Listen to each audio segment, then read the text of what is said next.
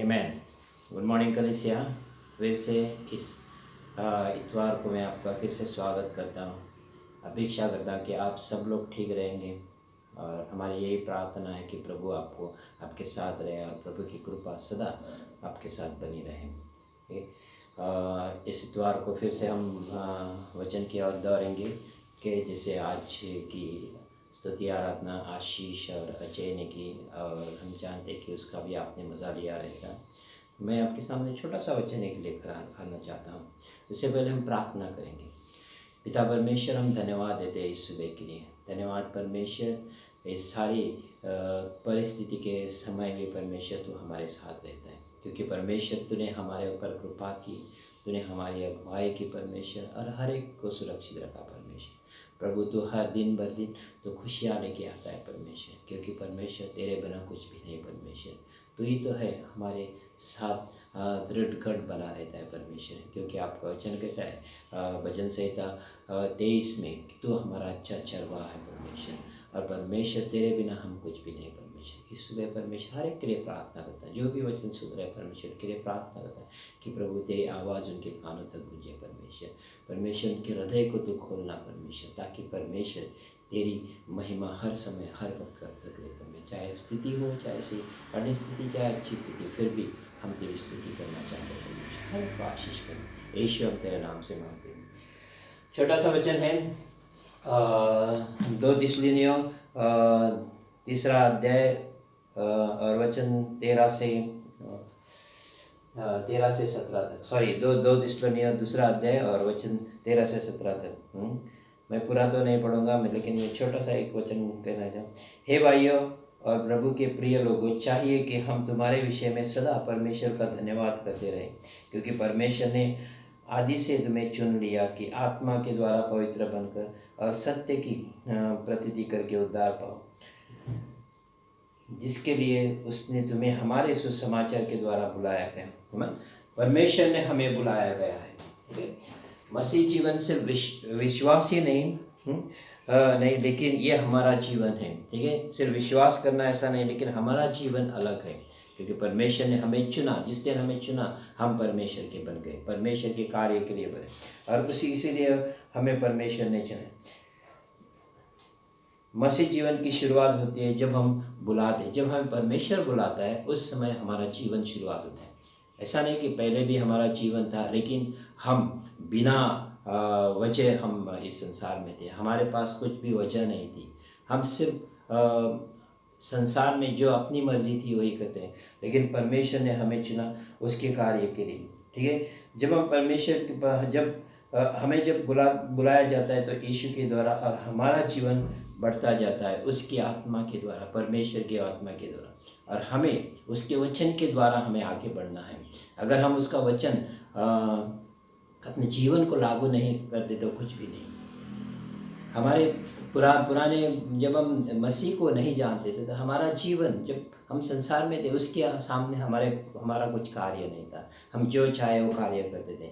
लेकिन जब हमें परमेश्वर ने बुलाया उसके सुसमाचार के लिए, उसके कार्य के लिए, उसके राज्य के लिए हमें बुलाया गया, ताकि हम उसका कार्य कर सकें।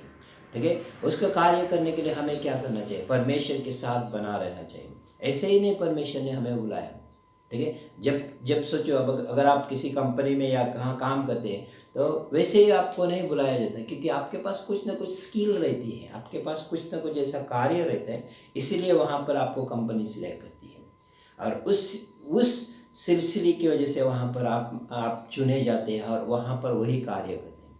ठीक है, और वैसे जब परमेश्वर ने हमें बुलाया तो परमेश्वर ने हमें कुछ कार्य भी दिया है। ठीक है, जैसे पौलुस को बुलाया उसके कार्य के लिए, परमेश्वर ने उसको बुलाया उसके कार्य के लिए, उसका सुसमाचार, उसका वचन पूरे देश में, पूरे राज्य में, पूरे संसार में फैलाने के लिए। और हमें भी परमेश्वर ने बुलाया, जहाँ भी है ना वहीं भी परमेश्वर का वचन हम फैलाएं। परमेश्वर हर एक से अपेक्षा रखता है। ठीक है, हर एक से, मुझसे परमेश्वर अपेक्षा रखता है, आपसे परमेश्वर ये नहीं कहता कि तू हर एक व्यक्ति प्रचारक बनो। हाँ, लेकिन परमेश्वर के कार्य के लिए हर एक व्यक्ति बनाया गया। ठीक है, परमेश्वर का सुसमाचार फैलाना एक अलग कार्य है। जाकर, इसीलिए मत्ती 28 में कहता है, जाओ जाकर पूरे देश में हाँ परमेश्वर का वचन फैलाओ, उसे शिष्य बनाओ। ठीक है, अगर हम परमेश्वर का कार्य नहीं करेंगे तो कौन करेगा? इसलिए परमेश्वर ने हमें खास करके बुलाया है। अगर सोचो, मैं एक जगह काम करता हूँ, वहाँ पर मेरा स्किल है, यानी वहाँ पर मेरा एक क्या बोलते हैं उसको, वहाँ पर मेरा एक ऐसा कार्य है जो कार्य दूसरा नहीं कर सकता, ये सिर्फ मैं ही कर सकता हूँ। वैसे परमेश्वर ने आपको बुलाया परमेश्वर का सुसमाचार फैलाने के लिए, उसका कार्य करने के लिए। ठीक है, हर एक को परमेश्वर ने इसके लिए बुलाया। ठीक है, मुझे बुलाया, आपको बुलाया। लेकिन हम इन दिनों में ऐसा नहीं कि चलो सब कुछ बंद है और कुछ नहीं, सिर्फ परमेश्वर का नहीं ले, क्योंकि बाहर जाएंगे तो कुछ ना कुछ हो जाएगा। नहीं नहीं नहीं, मैं नहीं कहता, हाँ बाहर जाना है लेकिन संभाल के जाना है। लेकिन उसके साथ साथ परमेश्वर हमें बुलाया उसका सुसमाचार फैलाने के। हमारा जीवन ऐसा होना चाहिए, परमेश्वर के कार्य और उसका वचन हमारे अंदर होना चाहिए। और परमेश्वर ऐसे लोगों को हर समय मदद करता है। ठीक है, हमारा जीवन कैसा होना चाहिए? ठीक है, फिर से हमारा जीवन ऐसा होना चाहिए परमेश्वर के कार्य के लिए, और उसका वचन हमारे अंदर होना चाहिए। ठीक है, मेरा और आपका जीवन हम व्यर्थ ही नहीं कर सकते, ऐसे ही नहीं कर सकते। चलो अरे मेरा जीवन है, मुझे परमेश्वर ने चुना, अब मैं सुरक्षित हूँ, अब मैं स्वर्ग में जाऊँगा, अब मैं परमेश्वर को देखूँगा। हाँ नहीं नहीं नहीं नहीं, ये परमेश्वर ने आपको एक वचन के द्वारा चुना है, एक ऐसा जगह पर चुना है जहाँ पर परमेश्वर की खुशियाँ हैं।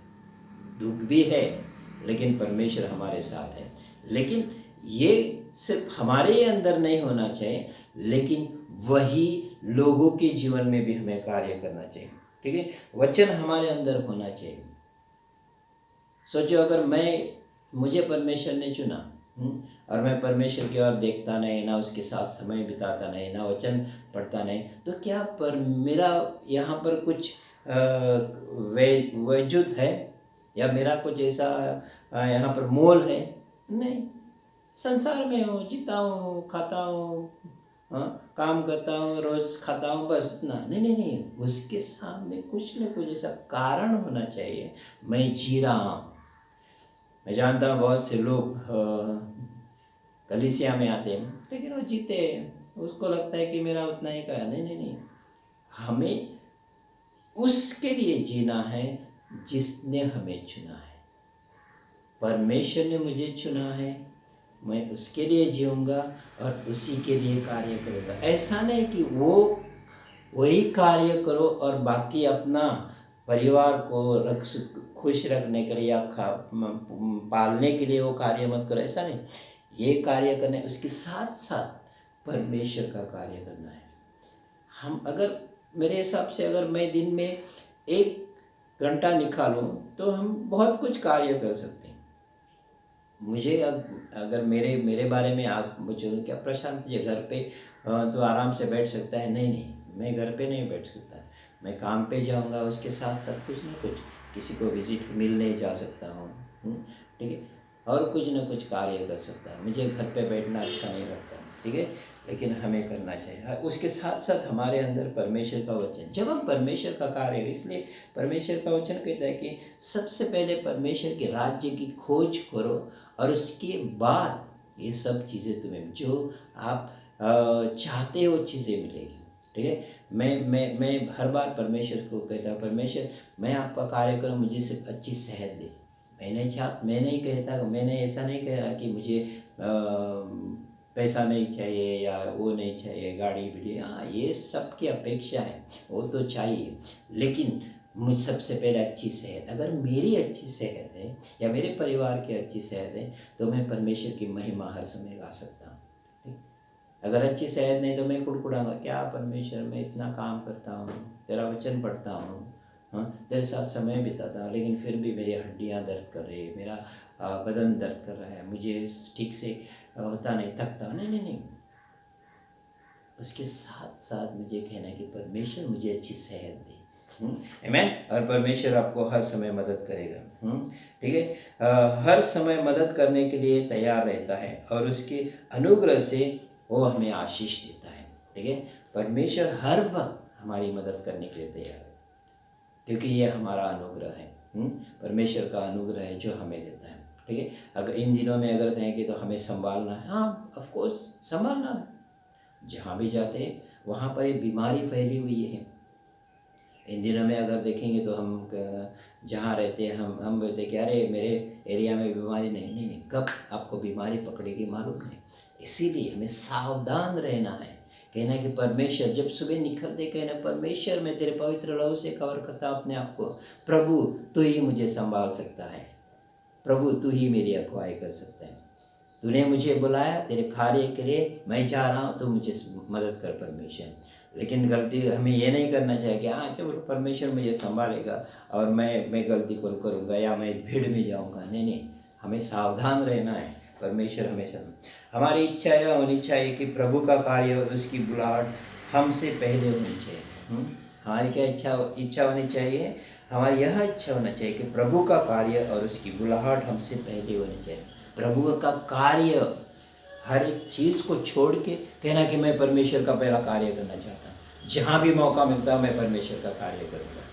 उसकी बुलाहट हमारे अंदर है। हाँ, पहले सबसे पहले परमेश्वर ने मुझे क्यों चुना है?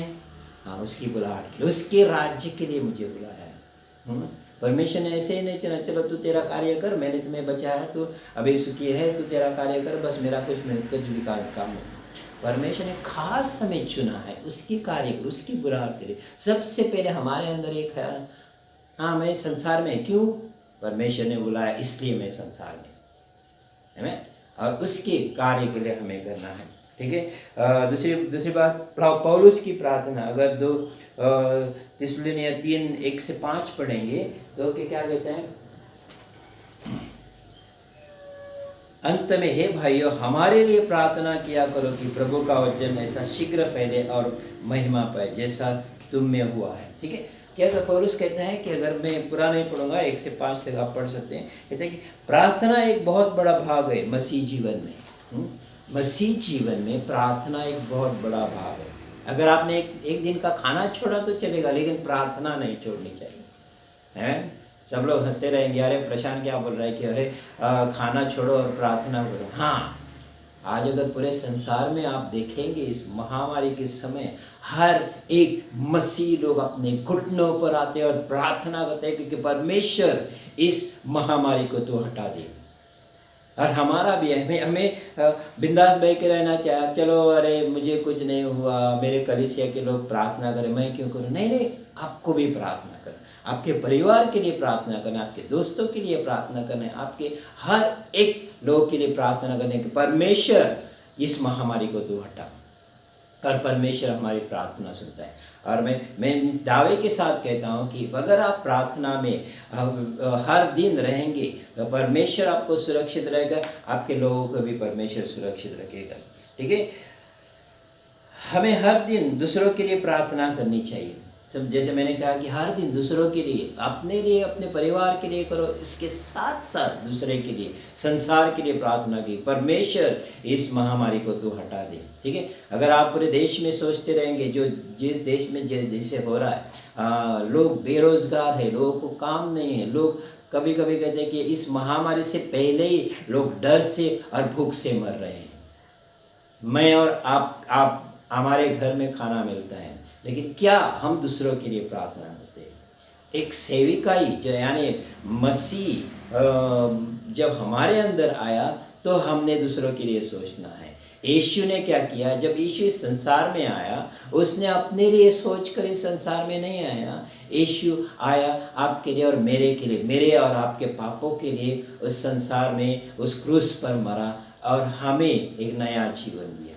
इसीलिए हमें अपने घुटनों पर आकर हमें प्रार्थना करना है। प्रार्थना करना एक सेविकाई है और हर एक व्यक्ति कर सकता है। प्रार्थना करना एक सेविकाई है, हर एक व्यक्ति कर सकता है। ऐसा नहीं कह रहे चलो मैं बहुत बार मैं सुबह उठता हूँ, कभी कभी कहता है अरे आज नहीं उठ सकता, मेरी कमर दर्द कर रही है। मैं परमेश्वर से कहता परमेश्वर मुझे अनुग्रह दे ताकि मैं उठकर प्रार्थना कर सकूँ। मैं नहीं कहता कि आप 4 घंटा 5 घंटा प्रार्थना करो, सिर्फ परमेश्वर के लिए सुबह आधा घंटा और शाम को आधा घंटा समय मिलता है तब परिवार के साथ बैठकर प्रार्थना करो। अपने लिए नहीं, लेकिन अपने देश के लिए प्रार्थना करो, अपने कलीसिया के लिए प्रार्थना करो, अपने परिवार के लिए प्रार्थना करो, अपने दोस्तों के लिए प्रार्थना करना है। प्रार्थना करना एक सेवक है। पौलुस कहता है कि ये हर एक व्यक्ति कर सकता है और ये एक प्रार्थना करने की सेविका ये है। ठीक है, परमेश्वर से कहो कि परमेश्वर मुझे मदद कर ताकि मैं प्रार्थना करने वाला व्यक्ति बनूं। कभी कभी प्रार्थना करना बहुत बोरिंग होता है, अरे क्या परमेश्वर आधा घंटा, और वही हम 3-4 घंटे हम टीवी के साथ आराम से, तब हमें बोर नहीं होता। मैं इस इतवार को मैं आपको एक चुनौती देना चाहता हूँ, क्या आप परमेश्वर के साथ समय बिता सकते हैं, और परमेश्वर के साथ समय बिताने के बाद आप प्रार्थना भी कर सकते हैं। कोशिश करो 1 घंटा प्रार्थना में समय बिता, शुरुआत करो 15 मिनट से। कभी कभी आपको हमारे पास बहुत सारी प्रार्थनाएं हर दिन आती हैं कलीसिया के द्वारा। हम उस पॉइंट को लेकर प्रार्थना कर सकते हैं। हिंदी में नहीं आती, लेकिन आप कोशिश करो कि हम हिंदी में प्रार्थना कर सकते हैं। जिसको अंग्रेजी नहीं समझता, ठीक है, कोशिश करो, परमेश्वर आपकी अगुवाई करेगा। और इस समय मैं छोटी सी ख़त्म करने से पहले एक छोटी सी गवाही देना चाहता हूँ। ठीक है, जैसे इन लॉकडाउन के समय कभी कभी मुझे बहुत सारी हड्डियाँ भी दर्द करती हैं। 2-3 दिन पहले मुझे बहुत पूरा बदन दुख रहा था, और जैसे लग रहा था कि अरे मुझे कुछ तो सर्दी हो या कुछ तो लग रहा था, अच्छा नहीं लग रहा था। लेकिन मैंने परमेश्वर से एक बात कही, प्रभु तूने मुझे इस संसार में लाया। हर वक्त सोच आती है कि क्या मुझे इस बीमारी में पकड़ लिया, ऐसी सोच आती है। डर सा अंदर जीवन में, हमारे हृदय में डर सा आता है। तो मैंने परमेश्वर से कहा, परमेश्वर तूने इस संसार में लाया, तू मुझे सुरक्षित रख परमेश्वर, और मेरे परिवार को, और तू मेरी अगुवाई कर परमेश्वर। और परमेश्वर ये डर तू निकाल दे। जैसे मैं दूसरे दिन सुबह उठा, रात को मैं घर पे आया, रात को नहाया, खाना खाया, प्रार्थना किया, सुबह उठा तो मुझे अच्छा लगा, और मैंने परमेश्वर को धन्यवाद दिया। धन्यवाद परमेश्वर कि तूने मुझे सुरक्षित, तेरी महिमा और तेरी जय जयकार हो। आमीन। परमेश्वर आपको सुरक्षित दे, उसके साथ समय बिता, थोड़ा सा समय बिता। परमेश्वर जिसके लिए परमेश्वर ने बुलाया वो कार्य करो। दिन में अगर आपके पास थोड़ा सा समय मिलता है, प्रार्थना करो। उसके साथ साथ अगर और समय मिलता है तो जाकर सुसमाचार फैलाओ, क्योंकि परमेश्वर आपसे प्रेम करता है। अगर आपके पास ट्रैक्स है तो देखो, ऐसा नहीं कि अरे कलीसिया खुली नहीं तो हम क्यों सुसमाचार सुना, नहीं, कलीसिया भी खुली है, हम खुद कलीसिया है, और जाकर हम मिल सकते हैं, कह सकते हैं परमेश्वर मैं तेरा कार्य करना चाहता हूँ। जो दौड़ परमेश्वर ने हमें, मुझे और आपको दी, उस दौड़ के लिए दौड़ो और पुरस्कार देखो परमेश्वर आपको दिया। आमीन। ख़त्म करने से पहले छोटी सी प्रार्थना करें। हे पिता परमेश्वर, मैं धन्यवाद देता हूँ इस सुबह के लिए। धन्यवाद परमेश्वर आज के दिन के लिए।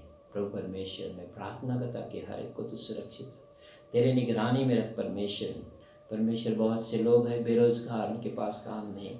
हे पिता, तो उनको काम दिला दे परमेश्वर। हर एक के घरों में परमेश्वर खाने की चीज़ें हो परमेश्वर।